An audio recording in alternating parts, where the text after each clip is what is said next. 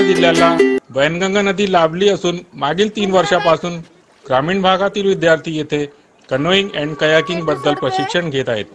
महाराष्ट्राच्या शेवटच्या टोकावर बसलेला हा जिल्हा असून येथील मुलांना इतर खेळात वाव मिळत नाही, म्हणून आता येथील मुले कनोईंग अँड कयाकिंग या खेळाचे प्रशिक्षण घेत आहेत। आता याच ठिकाणी 14वे राज्यस्तरीय खेळाचे आयोजन करण्यात आले असून महाराष्ट्रातील जवळपास 200 विद्यार्थ्यांनी सहभाग घेतला आहे। ओके का सौरभ?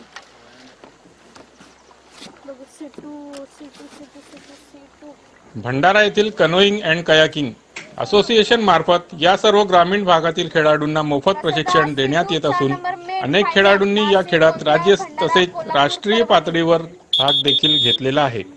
तर या खेळाकरिता नदीची आवश्यकता असल्यामुळे जिल्ह्यात वैनगंगा नदी असल्यामुळे या खेळाला देखील वाव मिळत आहे। आता ज्या ठिकाणी प्रशिक्षण घेतले त्याच ठिकाणी स्पर्धेचे आयोजन झाल्यामुळे खेळाडूंनी आनंद व्यक्त केला असून अशा प्रकारचे खेळ होत राहिले तर विद्यार्थ्यांना सुद्धा आवड निर्माण होत आहे। आपल्या ग्रामीण भागातील मुले देखील देश पातळीवर खेळू शकतात।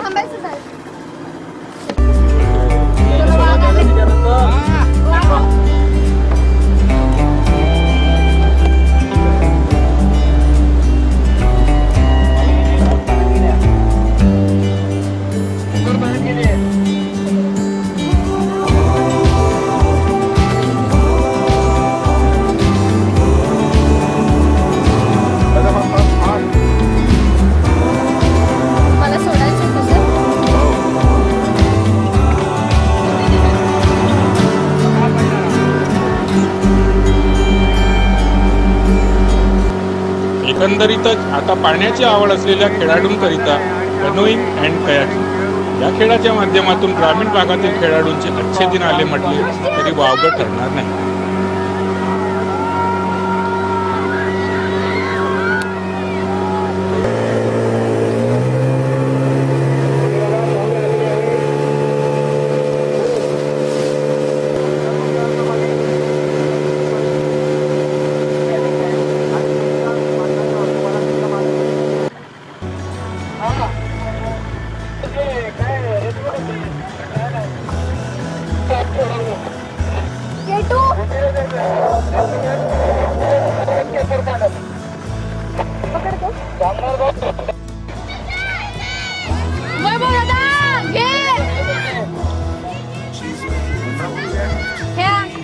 ठीक आहे, सीटू दोघीच आहे ना?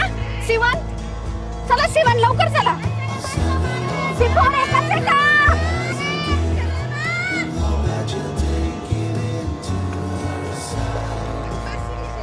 शिवन शिफोर कोण आहे जोडीला? बस आता बंद करायचे, कार्यक्रम चालू झालाय। हा बोलते, हा बोलते। हा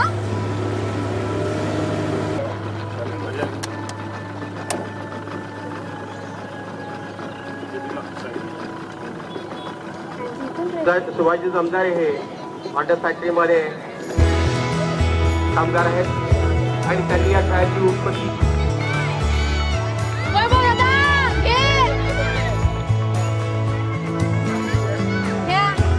ठीक आहे, सीटू दोघीच आहे ना? शिवन चला, शिवन लवकर चला। शिफोर एकच आहे का?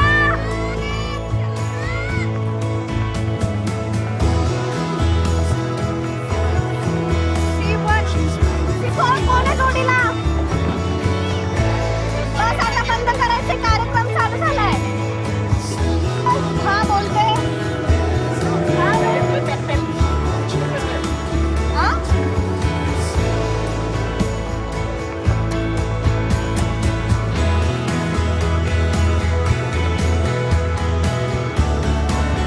शिवाजी जमदारे हॉटेल फॅक्टरीमध्ये कामगार आहेत आलेली आहे आणि याच्यामुळे सुद्धा या कारदा नदीला एक चांगलं मानाचं स्नान मिळणार आहे। पुढे सुद्धा याच्यामध्ये बरेच काही डेव्हलपमेंट हे आम्हाला याच्यामध्ये फार मदत करतात। यांच्या सुद्धा सहकार्याने आम्हाला पुढे जाता येईल आणि माझी अपेक्षा प्रसारासाठी सहकार्य करतील अशी मी अपेक्षा करतो। त्याचप्रमाणे आमचे विनोद भाऊ बांते हे सुद्धा सामाजिक कार्यकर्ते भाऊ खोबरागडे या तिघांचं सहयोग आम्हाला इतकं चांगला लाभलेला आहे आणि त्यांच्याच माध्यमातून ह्या स्पर्धा आम्ही चांगल्या पद्धतीने यशस्वी. उपाध्यक्ष आमचे जामदार साहेब आदरणीय जामदार साहेब जे सुशीलचे ते सुद्धा आज इथे उपस्थित झाले त्यांच्यासाठी आभारी आहे. आणि यानंतर 14वी सिनियर महाराष्ट्र राज्य स्तरीय कोळी अँड टेनिस अजिंक्यपद स्पर्धा आलेली आहे आणि याच्यामुळे सुद्धा या कारभार नगरीला एक चांगलं मानाचं स्थान मिळणार आहे. पुढे सुद्धा याच्यामध्ये बरेच काही डेव्हलप आहे हे आम्हाला या याच्यामध्ये फार मदत करतात. याच्या सुद्धा सहकार्याने आम्हाला पुढे जाता येईल आणि माझ्या खेळाच्या प्रसारासाठी कार्यकर्त्यांना पूर्ण अपेक्षा करतो. त्याचप्रमाणे आमचे विरोधक बांधतो हे सुद्धा सामाजिक कार्यक्रम बघू शकणार आहे. या तिघांचं सहयोग आम्हाला इतकं चांगला लाभलेला आहे आणि त्यांच्याच माध्यमातून या स्पर्धा आम्ही चांगल्या पद्धतीने यशस्वी. उपाध्यक्ष आमचे जामदार साहेब आदरणीय जामदार साहेब जे सुशीलचे ते सुद्धा आज इथे उपस्थित झाले त्यांचा सुद्धा मी आभारी आहे. आणि यानंतर हा 14वी सिनियर महाराष्ट्र राज्य स्तरीय कोळी अँड टेनिस अजिंक्यपद भंडारा जिल्ह्यामध्ये पहिल्यांदाच इतिहासात पहिल्यांदाच ही राज्यस्तरीय स्पर्धेचं आयोजन करण्यात आलं. यामध्ये महाराष्ट्रातून जवळपास 200 खेळाडूंनी सहभाग घेतला. या खेळाच्या माध्यमातून भंडारा जिल्ह्यामध्ये आपले जे कनोइंग आणि कायाकिंग खेळाडू आहेत ते खेळाडू त्यांच्या मागील 4 वर्षापासून यामागे सतत आमचं जे एक 4-5 लोकांचं जे पथक आहे ते मेहनत घेत आहे आणि त्याच्यामधनं जिल्ह्याला आमच्या जिल्ह्यातील खेळाडूंनी फार मोठा प्रतिसाद मिळालेला आहे. राज्य आणि राष्ट्रीय स्तरावर सुद्धा इथले खेळाडू पोहोचले आहेत. आज या कारधानगरीमध्ये आम्ही जे राज्यस्तरीय स्पर्धेचं आयोजन केलेलं आहे त्या माध्यमातून आम्हाला पुढे अपेक्षा आहे की आमचे खेळाडू ऑलिम्पिक लेवलपर्यंत जाणार आहेत. कारण की आजच्या स्थितीमध्ये महाराष्ट्रामध्ये आमचे विद्यार्थी छान प्रकारे कॉम्पीट करत आहेत. आजही इथे स्पर्धा ज्या होत आहेत त्याच्यामध्ये सुद्धा आमचे विद्यार्थी अग्रगण्य आहेत. जिथे आपला एक टूर्नामेंट आयोजित होत आहे तिचे सरपंच अर्जुजी मेश्राम इथे उपस्थित घोडमारेजी आणि आमचे सगळे पत्रकार बंधू आणि विशेष करून ज्यांचा उल्लेख साक्षी महाजन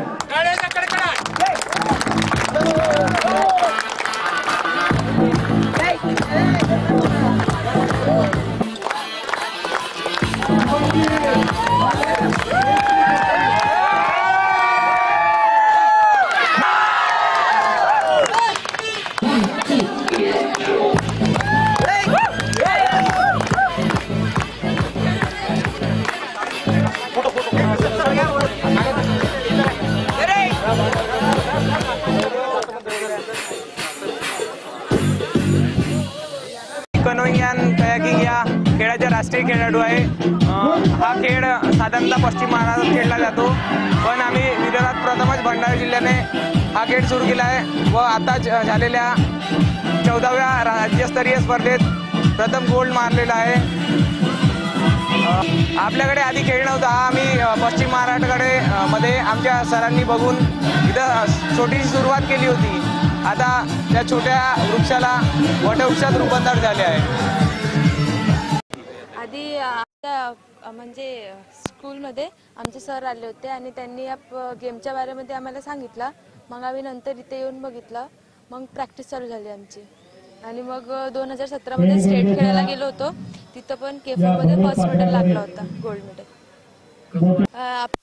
मध्ये पूर्ण विदर्भामध्ये आमच्या इथेच होते हा गेम आणि अख्ख्या विदर्भात कुठेच नाही होता गेम. आणि एक मुली असून दुसऱ्या मुलींना इन्स्पायर होते की दुसऱ्या मुलींना पण खेळला पाहिजे पाण्याच्या आणि समोर गेला पाहिजे आणि सर्व मुलींना खेळला पाहिजे. या नौका स्पर्धा आपण बघत असणार की आज मोठ्या संख्येने इथे पूर्ण महाराष्ट्रातनं खेळाडू इथे आलेले आहे.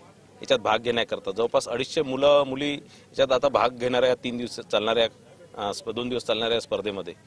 आणि याच याने आता बाकी जे आपल्या या क्षेत्रातले जे बाकी युवक आहेत, बाकी मुलं आहेत, मुलं मुली आहेत, यांना आता प्रोत्साहन मिळणार की आपण या खेळाकडे आकर्षित होतील आणि मोठ्या संख्येने मला असं वाटतं पुढच्या वर्षी ज्यावेळेस आपण परत हे कार्यक्रम करू त्याच्यापेक्षा दुप्पट मुलं इथे येतील. आणि तुम्ही बघत आहे आता लोकांचाही खूप उत्साह वाढलेला आहे. लोक बघायला खूप लोक आलेले आहेत.